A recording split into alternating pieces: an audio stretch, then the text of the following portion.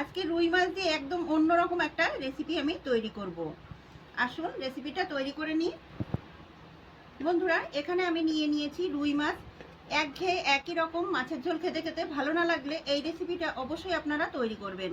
আজকে আমি মাছের ঝাল ঝোল কিছু তৈরি করব না। আজকে আমি তৈরি করব মাছের একদম অন্যরকম একটা রেসিপি। এখন আমি মাছগুলোকে লবণ আর হলুদ মেখে নেব। এখানে আমি দিয়ে দিচ্ছি লবণ, দিয়ে দেব হলুদ গুঁড়ো,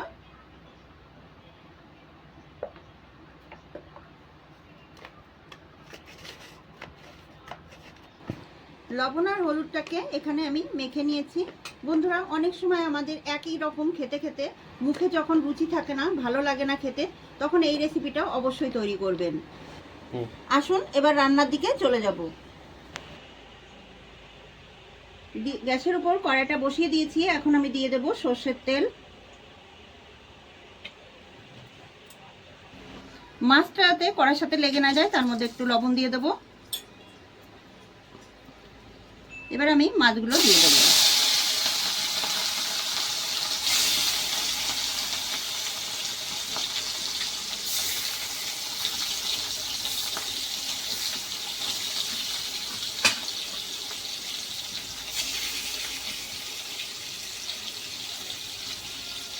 মাছগুলোকে ভালো করে ভেজে নেব। মাছের একটা পাশ ভাজা হয়ে গেছে, এবার আমি উল্টে দেব।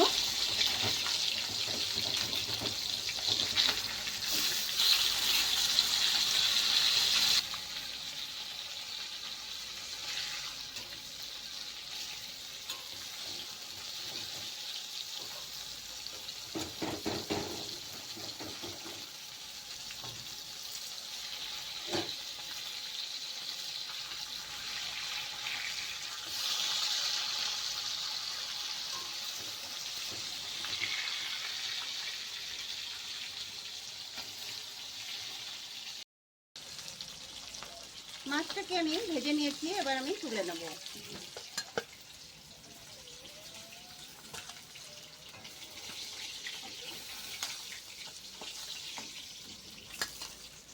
মাছ ভাজার তেলে আমি আলুগুলো ভেজে নেব।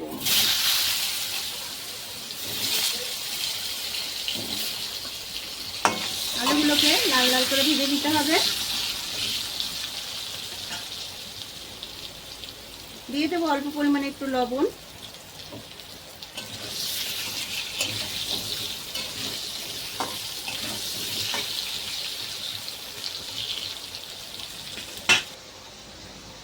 আলুটাকে লাল লাল করে ভেজে নিয়েছি।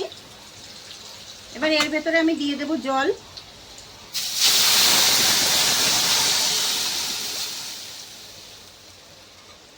এখানে আমি দিয়ে দেব জিরে আর লঙ্কা আর সর্ষে বাটা। এটাকে কষানোর দরকার নেই, এইভাবে দিয়ে দিলে হয়ে যাবে। এখানে আমি হলুদ আর লবণ দিয়ে দিয়েছি পরিমাণ মতো, আর দিয়ে দিয়েছি দুটো লঙ্কা। এখানে আমার ক্যামেরাটা বন্ধ হয়ে গেছিল, তার জন্য রেকর্ডটা হয়নি। এবার এর মধ্যে মাছগুলো দিয়ে দেব।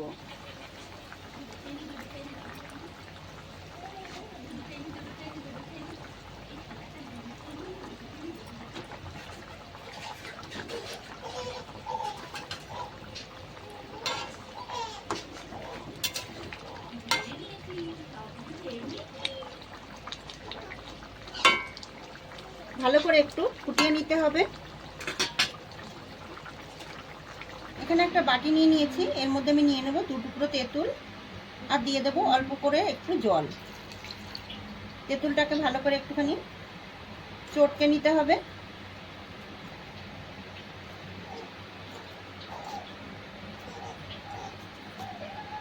অনেক বেশি তেঁতুল দেওয়া যাবে না, অনেক বেশি তেঁতুল দিলে ভীষণ টক হয়ে যাবে, খেতে ভালো লাগবে না।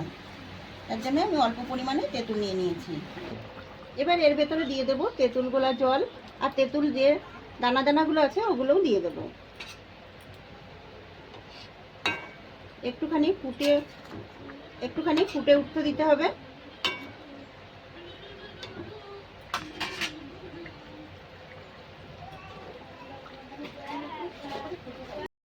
এবার আমি নামিয়ে নেব।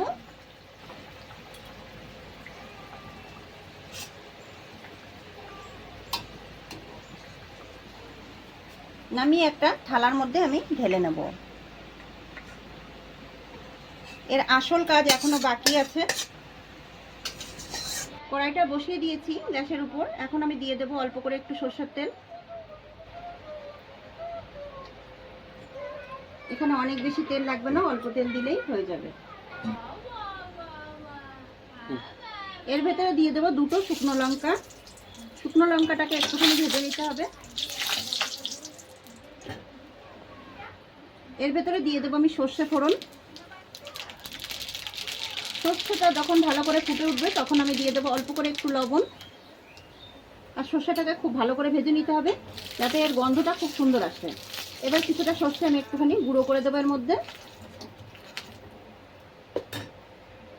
এবার এর মধ্যে দিয়ে দেবো অল্প করে একটুখানি রেড চিলি পাউডার।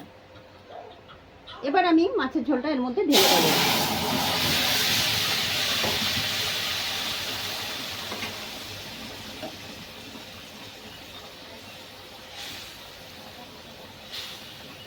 দেখুন এইভাবেই কিন্তু এই মাছের ঝোলটা রান্না করতে হবে। এই মাছের ঝোলটা দিয়ে এক থালা ভাত হামেশাই খাওয়া হয়ে যাবে। আর যাদের মুখে রুচি থাকবে না হামেশাই তারা এক থালা ভাত খেয়ে নিতে পারবে আর মুখে কিন্তু রুচি আসবে। দেখুন মাছের ঝোলটা আমার হয়ে গেছে আর আলুগুলোও কিন্তু খুব সুন্দরভাবে গলে গেছে। এবার আমি নামিয়ে নেব। তৈরি হয়ে গেছে আমার রুই মাছের টক।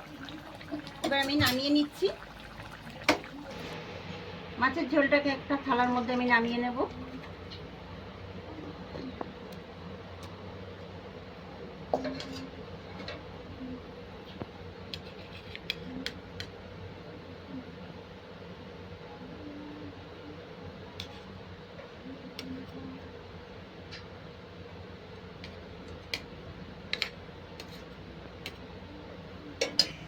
বন্ধুরা তৈরি হয়ে গেছে আমার রুই মাছের টক। আপনাদের রেসিপিটা কেমন লাগলো কমেন্টের মাধ্যমে অবশ্যই জানাবেন। ভালো লাগলে লাইক শেয়ার করবেন, সাবস্ক্রাইব করে পাশে থাকবেন। ভালো থাকবেন, সুস্থ থাকবেন। দেখাবে পরবর্তী ভিডিওতে নতুন রেসিপি নিয়ে।